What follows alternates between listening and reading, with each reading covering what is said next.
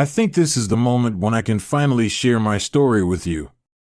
I didn't realize just how much trouble I'd stir up by distancing myself from my family, but here I am almost 30, and my past is catching up to me. My younger fraternal twin and I had a rough start. Our parents had us later in life after years of fertility struggles. They were convinced the entire pregnancy that I was going to be a boy, but I wasn't. The disappointment hit hard, and the neglect that followed was like a constant weight on my shoulders. I'd be remiss if I didn't mention the emotional and financial abuse that piled up over the years. My parents were toxic, and to say they ruined my childhood and teenage years would be putting it lightly. I managed to escape at 18, finally getting out of that hole when I asked for my documents, things like my ID, social security card. They actually sent them along with a cease and desist letter as if that was the final nail in the coffin. That was the last time I had any contact with them, but my estranged twin sister found a way to creep back into my life. She sent an email to my work account, which she shouldn't even know about because I changed my name when I turned 21.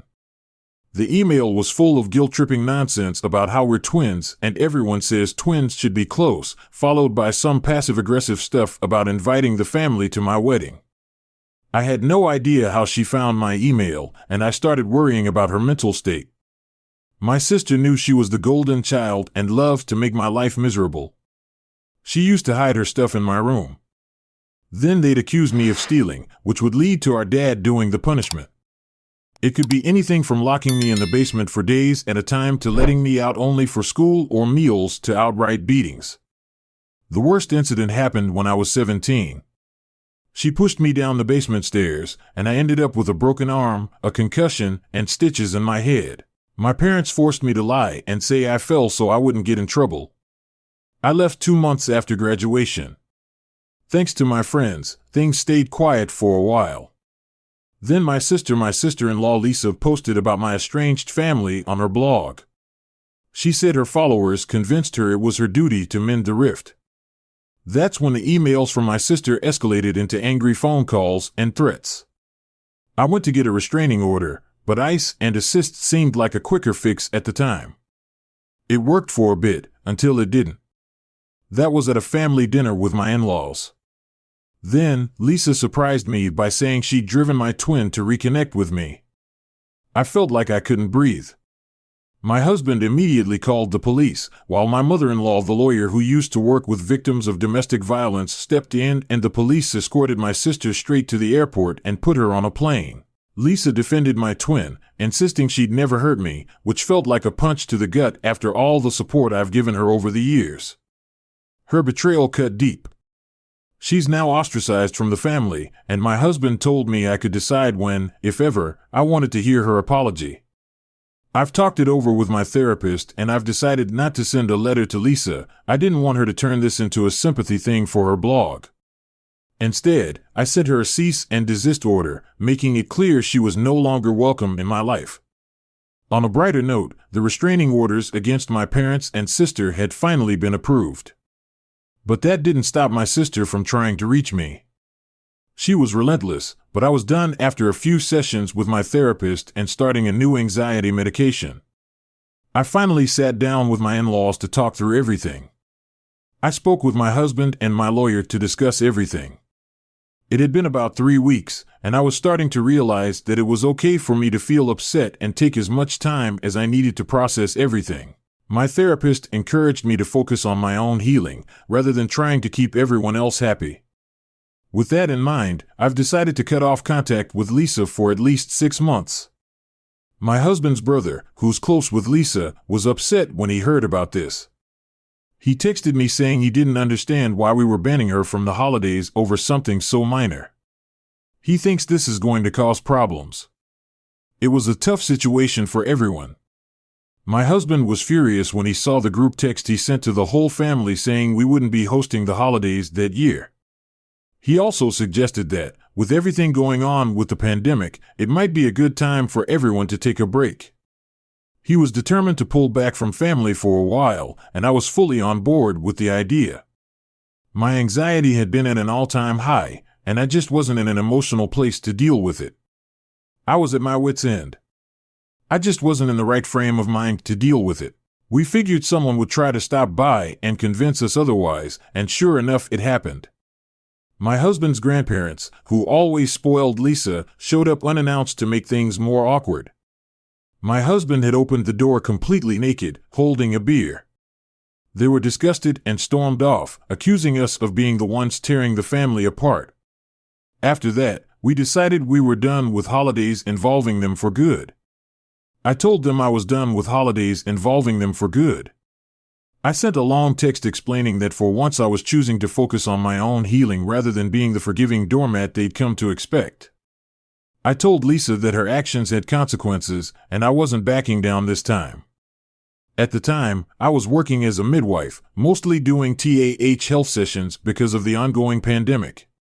One of my patients was nearing a critical stage of her pregnancy, so I had been self-isolating to ensure I stayed free. I was trying to isolate myself to stay free before heading back to the clinic, but a few days ago, things took an unexpected turn.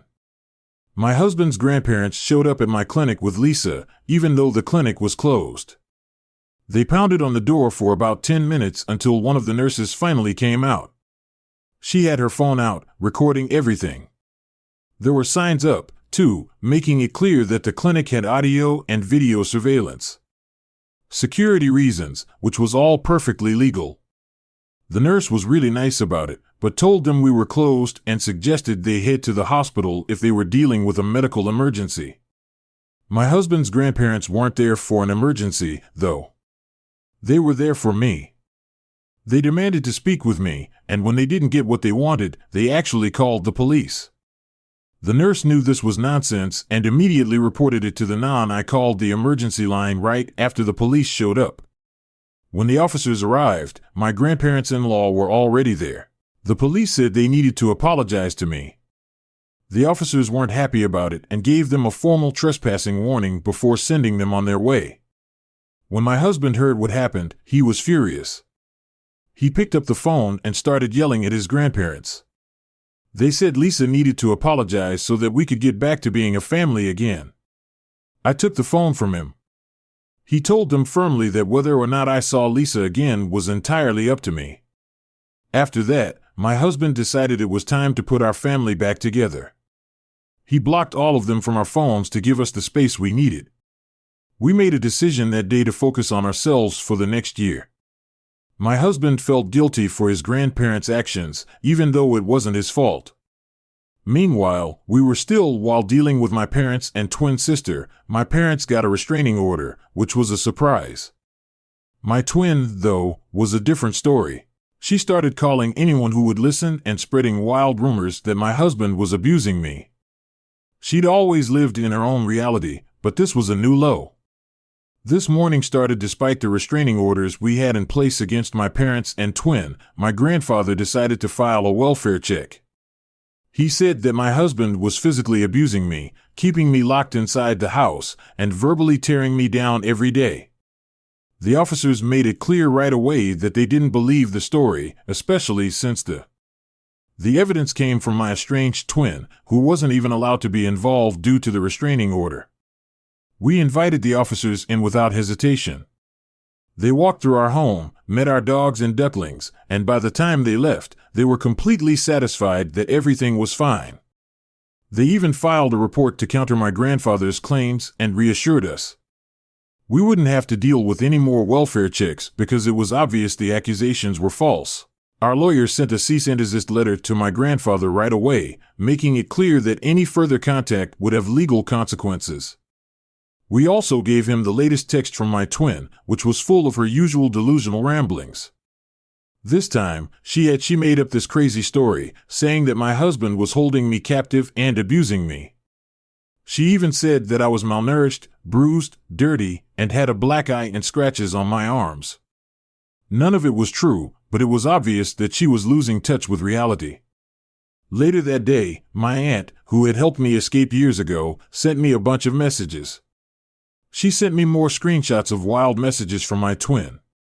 She was still insisting that I was being held against my will and that someone needed to come rescue me. It was exhausting to see, but not exactly shocking.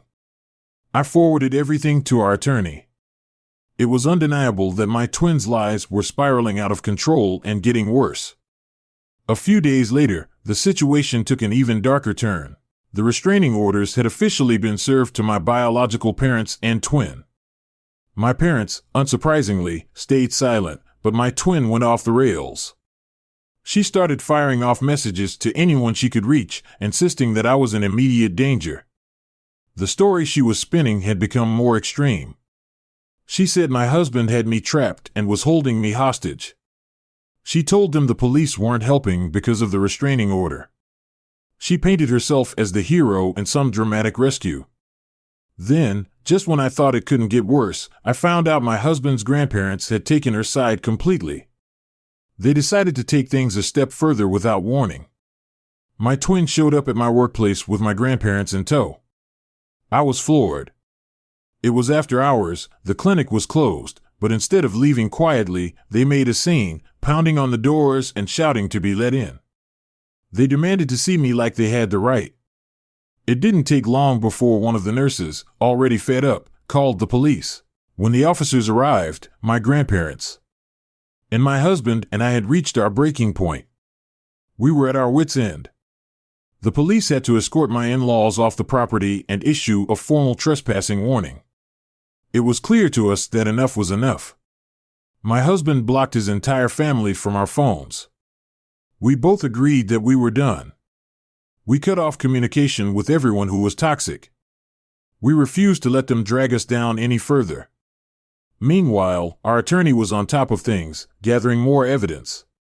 My twins' lies were piling up, and it was obvious this was heading toward more serious legal action. It was a lot to handle. Between the constant harassment from my own family and the relentless interference from my husband's relatives, it was becoming too much. I'd already increased my therapy sessions to 3 times a week, but even that wasn't enough to deal with the stress. I was exhausted mentally. And I felt like there was no end in sight, physically. Just when I thought things couldn't get worse, I woke up to another nightmare. My biological parents and twin had been relatively quiet after being served with the restraining orders, but my grandfather called in a welfare check on me out of nowhere. He told the police that my husband was physically abusing me and that I was being held against my will. The police found nothing wrong, and they even played with our ducklings before filing a report. That directly contradicted my grandfather's false claims, but it didn't stop the harassment. Not by a long shot. A few days later, my aunt, the same one who had helped me escape when I was younger, reached out to me with some unsettling screenshots. They were messages from my twin. She was spreading lies, telling anyone who would listen that my husband was abusing me, holding me hostage, and keeping me completely isolated. She'd even gone so far as to say she feared for my life. It was horrifying. Our attorney, we didn't waste any time and filed more documentation to protect ourselves. It felt like we were building a case brick by brick, preparing for the inevitable legal battle that loomed ahead. There were lies and manipulation, and it was relentless. Then things took a bizarre turn. My twin had a complete meltdown and ended up in a specialized clinic. She'd made threats serious enough to land her there. It was clear she was spiraling mentally, but that wasn't even the strangest part. My parents tried to cover their tracks by blaming my twin for all the abuse I'd endured. They acted like they were the innocent victims of her behavior, completely rewriting history to save face. It was disgusting. I couldn't believe they were willing to throw their own daughter under the bus just to avoid taking responsibility for the years of abuse they'd inflicted on me. It was infuriating seeing them do that. They were so brazen in changing the story, but as much as their lies bothered me, I knew I had to stay focused. I couldn't let them derail my healing. It didn't take long before I realized the situation with my twin was worse than I had thought. She wasn't just admitted to the clinic because of a breakdown. There was more to it. My biological parents had been abusing her for days. They denied her food, kept her from drinking water, and disrupted her sleep by waking her up at all hours, only to scream. On top of all that, they'd even resorted to physical violence when she tried to leave. They wouldn't let her go. Eventually, she made it to urgent care, where everything came to a head. Her breakdown led to her being taken to the hospital. It was the staff and her doctor who finally stepped in. They were the ones who reported the abuse and got the police involved. At this point, I realized just how twisted my biological parents truly were. I'd thought for years that I was the only one they'd hurt. I had thought that they had only hurt me, but it was clear that they were doing the same thing to my twin.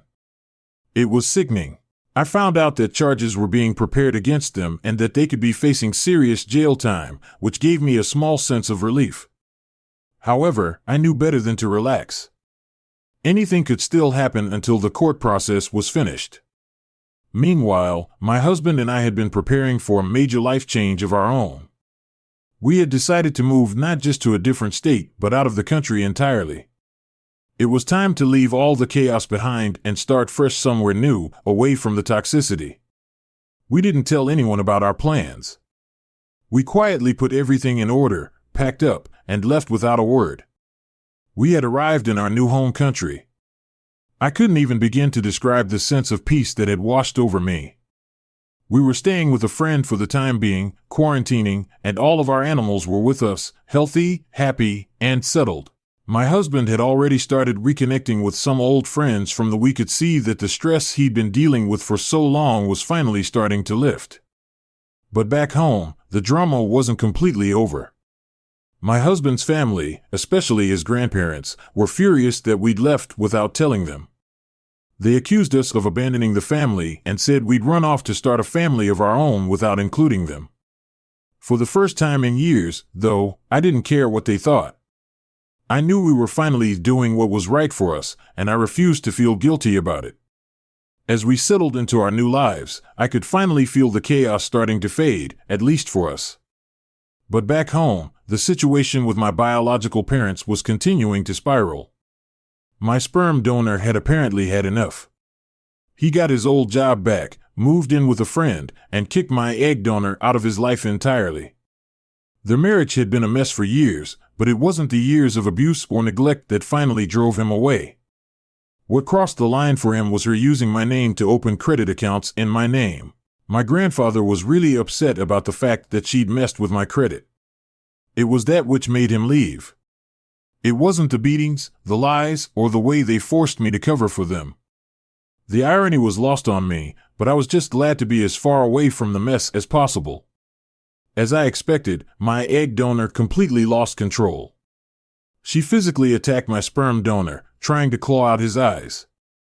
She was arrested for assault.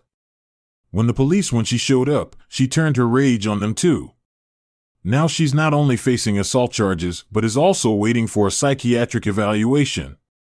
It's safe to say she won't be walking free anytime soon. In the midst of all this chaos, another twist came to light.